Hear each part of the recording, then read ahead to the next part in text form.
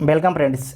इस वीडियो में महान्यायवादी, महाधिवक्ता और नियंत्रक महालेखा परीक्षक से संबंधित सभी इम्पोर्टेंट पूछे गए प्रीवियस ईयर क्वेश्चन को डिस्कस करेंगे, जो आपके आगे आने वाले 67th बीपीएससी और यूपीपीसीएस एग्ज़ाम के लिए वेरी इम्पोर्टेंट होंगे। ठीक है, सबसे पहले आपको ध्यान रखना है कि जो महान्यायवादी है ये किस आर्टिकल में पहला क्वेश्चन पूछा जाता है, तो आर्टिकल 76 में है। उसके बाद है महाधिवक्ता। महाधिवक्ता जो है किस आर्टिकल में है, तो आर्टिकल 165 में है। उसके बाद है नियंत्रक एवं महालेखा परीक्षक, ये किस आर्टिकल में है, तो 148 में। ठीक है, 148 में। ये तीनों पॉइंट आपको याद रखना है। तो सबसे पहले आपको 3 पॉइंट ये क्वेश्चन में पूछा जाता है। पहला क्वेश्चन है कि भारत सरकार को कानूनी विषयों पर कौन परामर्श देता है, तो भारत सरकार को जो है कानूनी विषयों पर महान्यायवादी परामर्श देता है। महान्यायवादी परामर्श देता है। महान्यायवादी को इंग्लिश में बोला जाता है अटॉर्नी जनरल, इसे लिख लीजिएगा। महान्यायवादी को इंग्लिश में बोला जाता है अटॉर्नी जनरल। ठीक है, अटॉर्नी जनरल ऑफ इंडिया। तो ए इसका राइट आंसर हो जाएगा। नेक्स्ट क्वेश्चन देखिए, निम्नलिखित में से कौन राष्ट्रपति के प्रसाद पर्यंत अपना पद धारण करता है, तो देख लीजिए। भारत का नियंत्रक एवं महालेखा परीक्षक, मुख्य निर्वाचन आयुक्त, लोकसभा अध्यक्ष, भारत का महान्यायवादी। तो आपको ध्यान रखना कि भारत का जो महान्यायवादी है यह राष्ट्रपति के प्रसाद पर्यंत अपने पद पर रहता है। तो डी इसका राइट आंसर हो जाएगा। ठीक है, डी इसका राइट आंसर हो जाएगा। नेक्स्ट क्वेश्चन देखिए। नेक्स्ट क्वेश्चन है कि भारत के महान्यायवादी को कैसे नियुक्त किया जाता है, तो भारत के जो महान्यायवादी होते हैं उसे कौन नियुक्त किया करता है या कैसे नियुक्त किया जाता है, तो भारत के राष्ट्रपति के द्वारा नियुक्त किया जाता है। ठीक है, भारत के राष्ट्रपति के द्वारा नियुक्त किया जाता है मंत्रिपरिषद के सलाह पर। ठीक है, तो बी इसका राइट आंसर हो जाएगा। बी इसका राइट आंसर हो जाएगा। नेक्स्ट है कि भारत का महान्यायवादी किसके द्वारा नियुक्त किया जाता है। यहाँ पर क्या पूछा गया था, यहाँ पर पूछा गया था आपसे कि भारत के महान्यायवादी को कैसे नियुक्त किया जाता है, तो राष्ट्रपति के द्वारा। लेकिन इसी बात को यहाँ पर घुमा के थोड़ा ही पूछा था। यहाँ पर सिंपल लैंग्वेज में पूछा है कि भारत का महान्यायवादी किसके द्वारा नियुक्त किया जाता है, तो भारत के राष्ट्रपति के द्वारा जो है भारत का महान्यायवादी को नियुक्त किया जाता है। ठीक है, तो बी इसका राइट आंसर हो जाएगा। बी इसका राइट आंसर हो जाएगा। नेक्स्ट क्वेश्चन है कि निम्नलिखित में से किसे भारत सरकार का प्रथम विधि अधिकारी समझा जाता है, तो भारत सरकार का जो प्रथम विधि अधिकारी होता है महान्यायवादी होता है। ठीक है, भारत का महान्यायवादी अटॉर्नी जनरल। ठीक है, तो सी इसका राइट आंसर हो जाएगा। सी इसका राइट आंसर हो जाएगा। नेक्स्ट क्वेश्चन है कि भारत सरकार के मुख्य विधि परामर्शदाता है। भारत सरकार के मुख्य जो है विधि परामर्शदाता कौन है, तो अटॉर्नी जनरल ऑफ इंडिया है। ठीक है, अटॉर्नी जनरल ऑफ इंडिया है। तो डी इसका राइट आंसर हो जाएगा। देखिए, इस वीडियो के देखने के बाद जो है आपको अटॉर्नी जनरल, महाधिवक्ता और सीएजी से संबंधित कोई भी क्वेश्चन आपके एग्जाम में छूटेगा नहीं। तो आप लोग सारे क्वेश्चन को ध्यान से देखिएगा। नेक्स्ट क्वेश्चन है कि निम्नलिखित में से किसको अपने कर्तव्यों के पालन में भारत के राज क्षेत्र में सभी न्यायालयों में सुनवाई का अधिकार होगा, तो किसे होगा, भारत के महान्यायवादी को। ठीक है, भारत के महान्यायवादी को। तो बी इसका राइट आंसर हो जाएगा। नेक्स्ट है कि निम्नलिखित में से किसे संसद को संबोधित करने का अधिकार प्राप्त है, मतलब संसद को कौन संबोधित कर सकता है। इसमें जो दिया गया है 4 ऑप्शन, भारत के महान्यायवादी, भारत के मुख्य चुनाव आयुक्त, भारत के मुख्य न्यायाधीश, राष्ट्रीय सुरक्षा सलाहकार। तो आपको ध्यान रखना है भारत के महान्यायवादी जो है संसद को संबोधित करने का अधिकार प्राप्त है। तो ए इसका राइट आंसर हो जाएगा। ए इसका राइट आंसर हो जाएगा। नेक्स्ट क्वेश्चन है कि निम्नलिखित में से, इस क्वेश्चन को ध्यान से पढ़िएगा, इस क्वेश्चन में बहुत सा आंसर भी है। ठीक है, तो इस क्वेश्चन को आपको ध्यान से पढ़ना है कि निम्नलिखित में से किसे संसद के दोनों सदन में बोलने, ठीक है, संसद के दोनों सदन में बोलने, अन्य कार्रवाइयों में सम्मिलित होने एवं किसी भी संसदीय कमेटी का सदस्य होने का अधिकार तो है, परंतु उसे वोट देने का अधिकार नहीं है।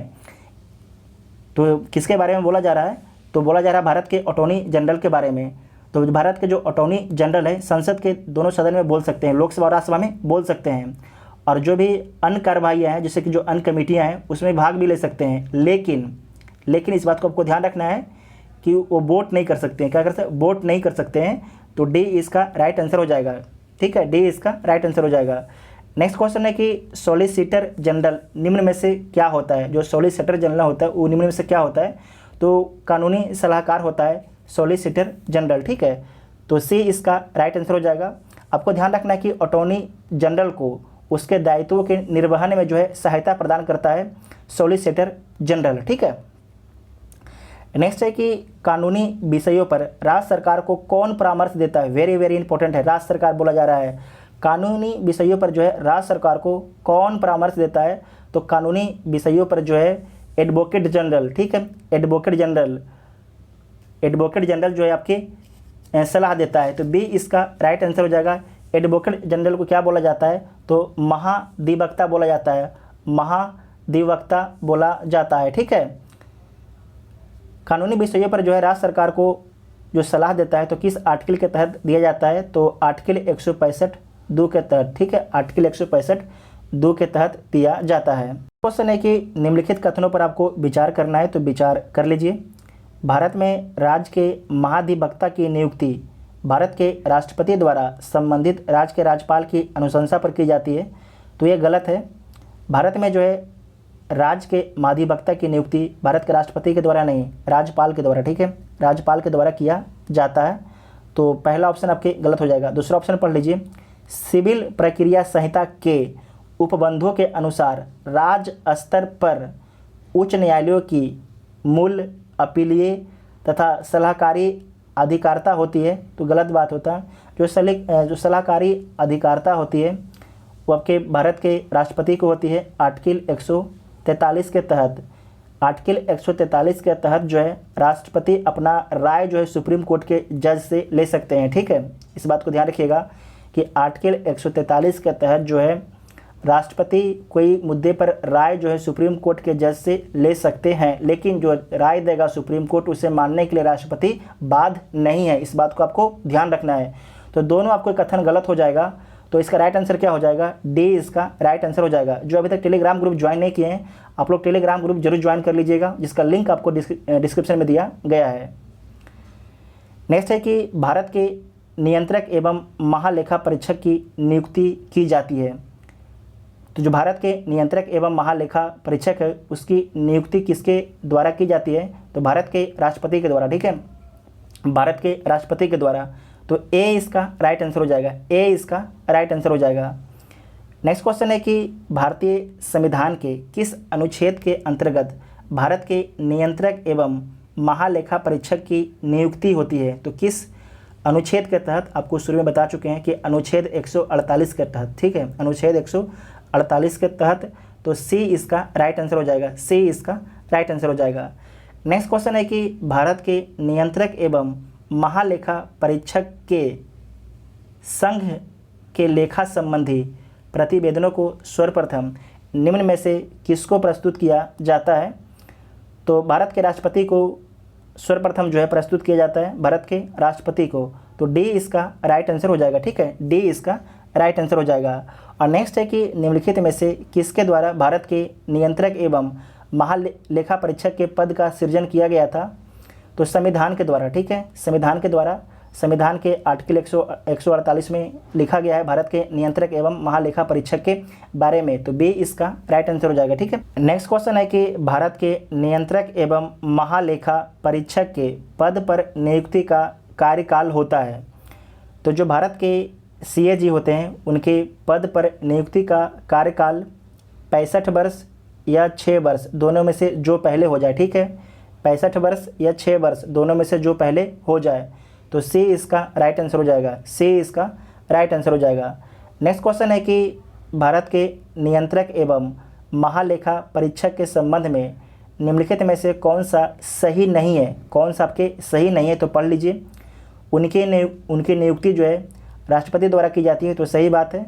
उनका वेतन जो है सर्वोच्च न्यायालय के न्यायमूर्ति के समान होता है, तो ये भी सही है। सेवानिवृत्ति के पश्चात वह अन्य सरकारी सेवा के आयोग हो जाते हैं, तो ये भी सही है। तीनों ऑप्शन आपके सही है। और चौथा जो है उनको राष्ट्रपति पदच्युत कर सकते हैं, तो गलत बात है, राष्ट्रपति उनको पदच्युत नहीं कर सकते हैं, तो डी इसका राइट आंसर हो जाएगा, ठीक है। डी इसका राइट आंसर हो जाएगा। जिस प्रकार से जो आपके सर्वोच्च न्यायालय के मुख्य न्यायाधीश को हटाया जाता है, उसी प्रकार से जो है उसी प्रकार से जो है CAG को भी हटाया जा सकता है, CAG को हटाया जा सकता है। ठीक है, राष्ट्रपति उनको पदच्युत नहीं कर सकते, पद से उनको नहीं हटा सकते हैं, इस बात को आपको ध्यान रखना है। तो डी वाला ऑप्शन गलत हो जाएगा।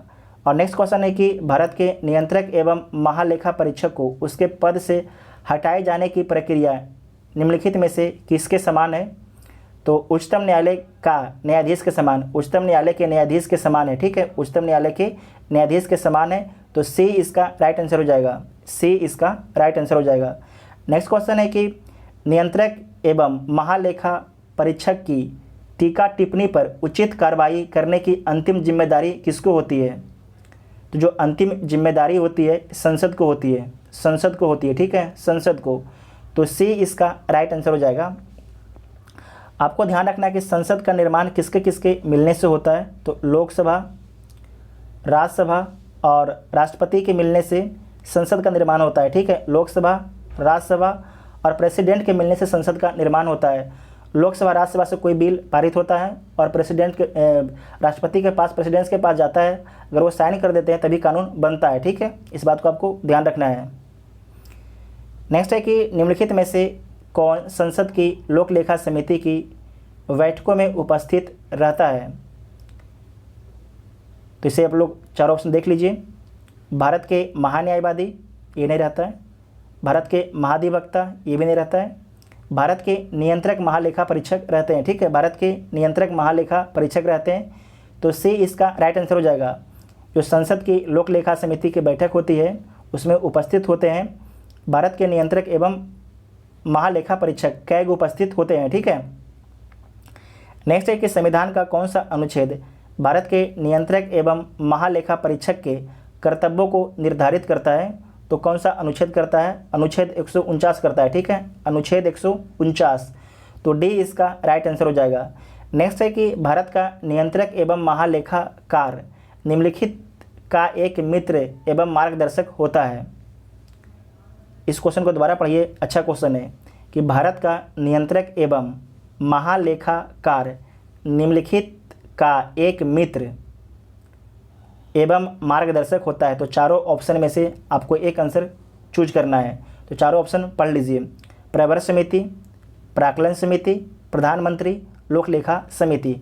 तो लोक लेखा समिति के जो है CAG एक मित्र एवं मार्गदर्शक होता है, तो डी इसका राइट आंसर हो जाएगा, डी इसका राइट आंसर हो जाएगा। नेक्स्ट क्वेश्चन है कि किस वर्ष में अकाउंटिंग को auditing, very very important point है, इसे ध्यान से पढ़ना है आपको। किस वर्ष में अकाउंटिंग को ऑडिटिंग लेखा परीक्षक से अलग किया गया? नियंत्रक एवं महालेखा परीक्षक का कार्य केवल सरकारी लेखा तक सीमित रह गया। इस बात को भी नोट कीजिएगा, इंपॉर्टेंट पॉइंट है कि जो CAG हैं उनका कार्य केवल सरकारी लेखा तक सीमित रह गया। तो आपको ध्यान रखना है, ये CAG अधिनियम 1976 के माध्यम से जो है अकाउंटिंग को जो है हटा दिया गया, CAG के माध्यम से सिर्फ ऑडिटिंग को छोड़ा गया, तो सी इसका राइट आंसर हो जाएगा। आपको ध्यान रखना है कि जो अकाउंटिंग को हटाया गया केवल सेंट्रल गवर्नमेंट से हटाया गया। ठीक है, केवल सेंट्रल गवर्नमेंट से, जबकि आज भी जो है राज्य सरकार के जो खाते हैं उसका, जो राज्य सरकार के खाते हैं या जो राज्य सरकार हैं उनके अकाउंटिंग और ऑडिटिंग दोनों देखता है CAG। इस बात को ध्यान रखिएगा। सिर्फ जो है समाप्त किया गया था सेंट्रल गवर्नमेंट का, कि सेंट्रल गवर्नमेंट का जो है CAG सिर्फ क्या देखेगा? ऑडिटिंग देखेगा। सिर्फ क्या देखेगा? ऑडिटिंग देखेगा। केवल जो है सरकारी लेखा तक सीमित रहेगा, जबकि जो आपके राज्य हैं उनके ऑडिटिंग भी देखेगा और उसके अकाउंटिंग भी देखेगा आज भी। ठीक है, इस बात को आपको ध्यान रखना है, तो सी इसका राइट आंसर हो जाएगा। नेक्स्ट क्वेश्चन है कि राज्यों के वित्तीय लेखा पर नियंत्रण रखता है। तो राज्यों के वित्तीय लेखा पर नियंत्रण कौन रखता है? तो इसमें जो आपके ऑप्शन तो दिया ही नहीं गया कौन रखता है, तो CAG रखता है। कौन रखता है? CAG। ठीक है, CAG रखता है, तो डी इसका राइट आंसर हो जाएगा, डी इसका राइट आंसर हो जाएगा। नेक्स्ट